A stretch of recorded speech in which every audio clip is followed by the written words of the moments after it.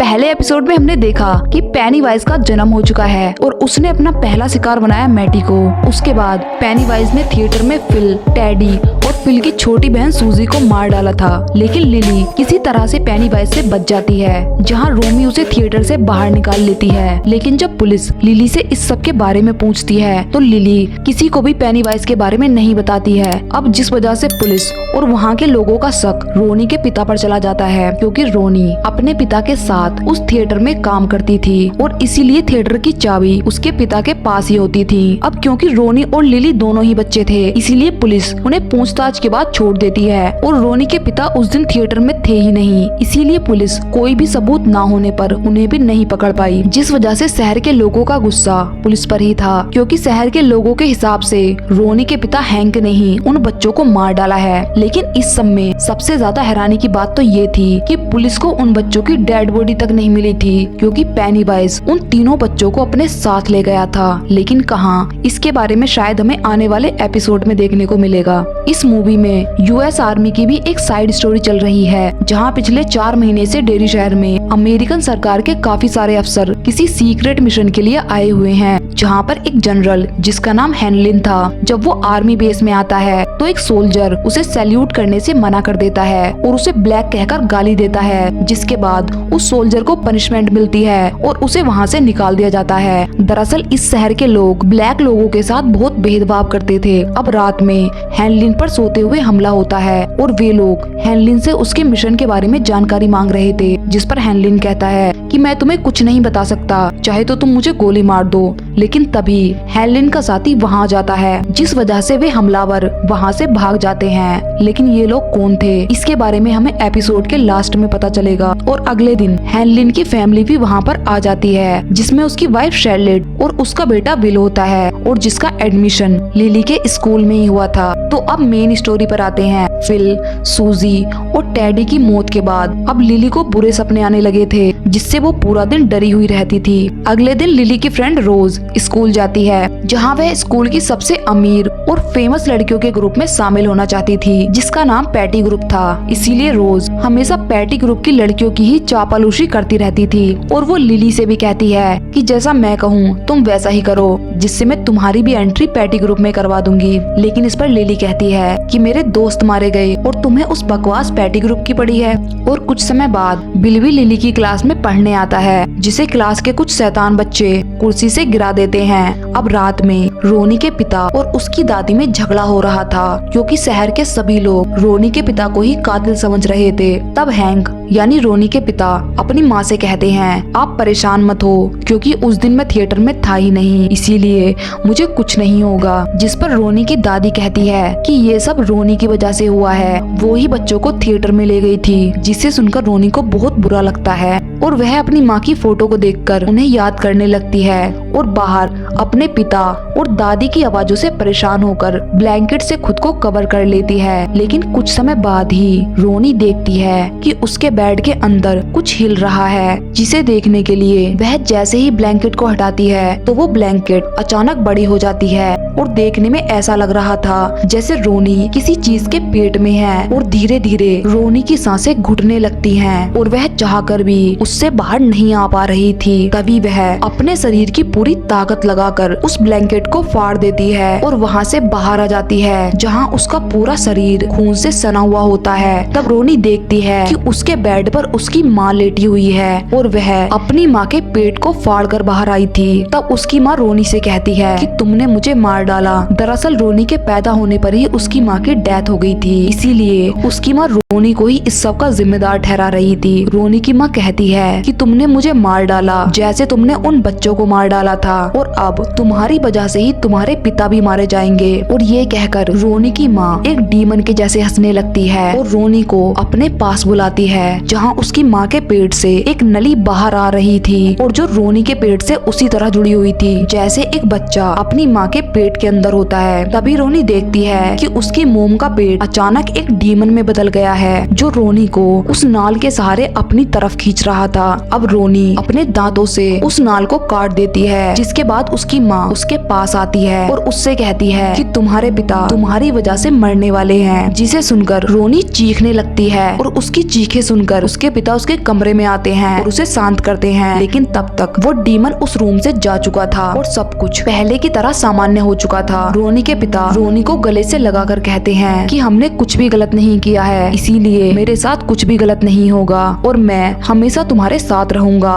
अगले दिन रोनी स्कूल जाती है, जहाँ स्कूल के सभी बच्चे उसे बहुत अजीब तरीके से देखते हैं और रोज अपने पैटी ग्रुप के साथ रोनी का मजाक बनाती है। लिली कैंटीन में होती है, जहाँ रोनी आकर उसे बताती है कि कल रात वो मेरे घर में था, मेरी मरी हुई माँ के रूप में। लिली, तुमने पुलिस को क्यों नहीं बताया कि उस दिन उस मॉन्स्टर बेबी ने ही सबको मार डाला था? जिस पर लिली कहती है कि अगर मैं ये बता भी देती तो कोई भी मेरी बात का विश्वास नहीं करता और वे लोग मुझे पागल समझते और मेरी मोम मुझे फिर से जूनिपर पार्क भेज देती। तुम नहीं जानती रोनी, वो जगह कितनी भयानक है। दरअसल जूनिपर पार्क एक असाइलम है, जहाँ अबनॉर्मल बच्चों को भेजा जाता है। लिली की ये बात सुनकर रोनी कहती है कि अगर तुम ये नहीं बताओगी तो पुलिस मेरे पापा को ले जाएगी। जिस पर लिली कहती है कि ऐसा कुछ नहीं होगा, मैंने उन्हें बता दिया था कि तुम्हारे पिता वहाँ पर नहीं थे। जिसे सुनकर रोनी को बहुत गुस्सा आ जाता है और वह कैंटीन में ही लिली के ऊपर चिल्लाने लगती है, जिसे उनकी टीचर देख लेती है और वह रोनी को डिटेंशन रूम में डाल देती है। अब हम देखते हैं कि शैलेट, जो कि बिल की माँ थी, एक शॉप पर कुछ सामान खरीदने जाती है, जहाँ वह देखती है कि कुछ लड़के मिलकर एक अकेले लड़के को मार रहे हैं। जिस पर शैलेट उस दुकान के ओनर से कहती है कि ये इतने सारे लड़के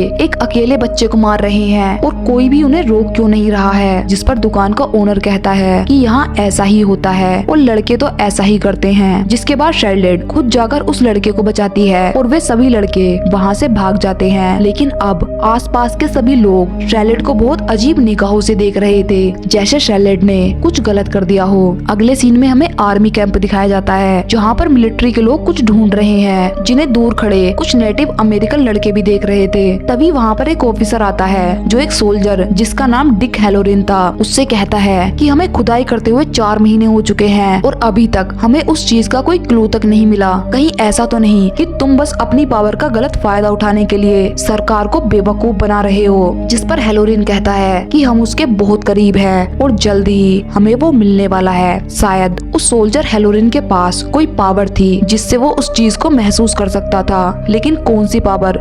अब मेजर हैनलिन जेल पहुंचते हैं, जहां उस सोल्जर को रखा गया था जिसने हैनलिन पर हमला किया था, और ये वही सोल्जर था जिसने हैनलिन की इंसल्ट की थी। वहां जाकर हैनलिन उससे पूछता है कि क्या सच में तुमने ही मुझ पर हमला किया था? तब वो सोल्जर कहता है कि हाँ। तब हैनलिन उसके सामने एक गन रखता है और उसे बताता है कि वो गन मैक्रोन्स पीएम है और इस गन को बहुत ट्रेंड लोग ही लोड कर सकते हैं, लेकिन उस हमलावर ने इस गन को बहुत कम समय में ही लोड कर दिया था। लेकिन तुम्हें देखकर नहीं लगता कि तुम इस गन को लोड कर पाओगे। और उसके बाद हैनलिन उस सोल्जर की माँ की इंसल्ट करता है, जिससे वह सोल्जर गुस्से में आकर उस गन को लोड करने लगता है, लेकिन उससे वह गन लोड नहीं हो पाती, जिससे हैनलिन समझ जाता है कि ये वो हमलावर नहीं था। इसके बाद हैनलिन सीधा चीफ के पास आता है और उन्हें बताता है कि जिस सोल्जर को उन्होंने पकड़ा है वो निर्दोष है और इसीलिए वह इसकी रिपोर्ट ऊपर तक करेगा। जिस पर वह चीफ उसे सच्चाई बता देता है कि हैनलिन पर हमला उसने ही करवाया था। दरअसल वह जानना चाहता था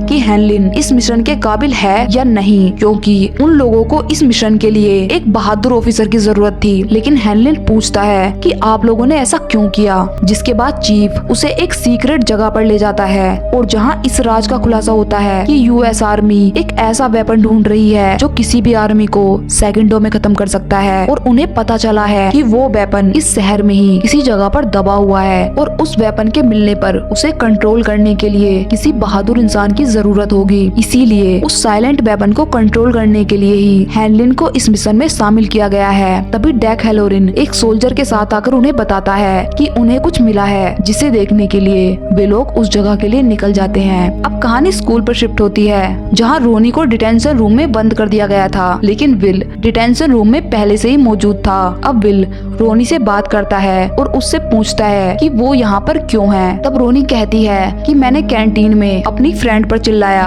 जिस पर रोनी विल से पूछती है कि तुम यहाँ पर क्यों हो। तब विल कहता है कि स्कूल के किसी बच्चे ने गैस का बॉम्ब स्कूल में फोड़ दिया और वह उसके धुएं से बचकर भाग रहा था कि तभी वह टीचर से टकरा गया और टीचर को लगा कि वह बॉम्ब मैंने ही फोड़ा था, इसीलिए उन्होंने मुझे यहाँ पर बंद कर दिया। दरअसल विल एक शांत और इंटेलिजेंट बच्चा था, लेकिन ब्लैक होने की वजह से स्कूल के बच्चे और टीचर भी उसे कम ही पसंद करते थे। यहाँ रोनी और विल की थोड़ी बहुत जान पहचान हो जाती है। तभी ये लोग देखते हैं कि लिली को पुलिस अपने साथ ले जा रही है। अब पुलिस का चीफ लिली से पूछता है कि वहाँ पर तुम्हारे साथ और कौन था, जिस पर लिली कहती है कि वहाँ पर बस हम बच्चे ही थे। जिस पर चीफ कहता है कि तुम मुझे मजबूर कर रही हो तुम्हें जूनिपर पार्क भेजने पर, जिसे सुनकर लिली डर जाती है और वह चीफ से कहती है कि मुझे वहाँ मत भेजो। तब चीफ कहता है कि मैं जानता हूँ तुमने कुछ नहीं किया, लेकिन अगर तुमने किसी और का नाम नहीं लिया तो मुझे मजबूरी में तुम्हें जूनिपर पार्क भेजना होगा।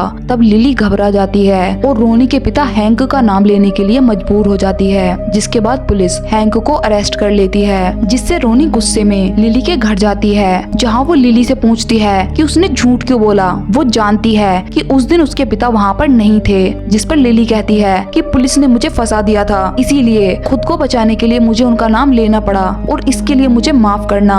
जिसके बाद लिली की मोम रोनी को वहाँ से भगा देती है। अगले दिन जब लिली शॉपिंग करने के लिए जाती है तो स्टोर में उसके साथ कुछ अजीब होने लगता है। कोई बार बार उसे पागल बुला रहा था और वह स्टोर में गोल गोल घूम रही थी और उसे बाहर आने का रास्ता नहीं मिल रहा था। तभी लिली अचानक स्टोर के सामान से गिर जाती है, जहाँ वो देखती है कि फूड के पैकेट पर उसके फ्रेंड के चेहरे बने हुए हैं जो अचानक गलने लगे हैं। लेकिन तभी लिली के सामने अचार से भरे जार का काउंटर आ जाता है और जहाँ एक अचार के जार में लिली को एक कटे हुए इंसान का चेहरा दिखाई देता है, जो कि उसके पिता के जैसा ही था, जिससे लिली डरकर उस जार को फोड़ देती है। लेकिन तभी दूसरे जार से उसके पिता के बॉडी पार्ट्स बाहर निकलने लगते हैं और वे लिली का गला दबाने लगते हैं। लिली इस सब से खुद को बचाने की कोशिश कर रही थी, लेकिन वो डीमन उसे मारने के लिए आगे बढ़ रहा था। तभी लिली जोर से चिल्लाती है, जिससे स्टोर का ओनर उसके पास आकर उसे होश में लाता है, जहाँ लिली देखती है कि उसने अचार की बोतल तोड़ दी है और वहाँ पर सब कुछ नॉर्मल था, जैसे हर बार हो जाता है। और इसके बाद लिली की माँ उसे उसी डरावने जूनिपर पार्क में छोड़ देती है, जहाँ लिली बार बार अपनी माँ से रिक्वेस्ट कर रही थी कि उसे वहाँ ना भेजें, लेकिन उसकी मोम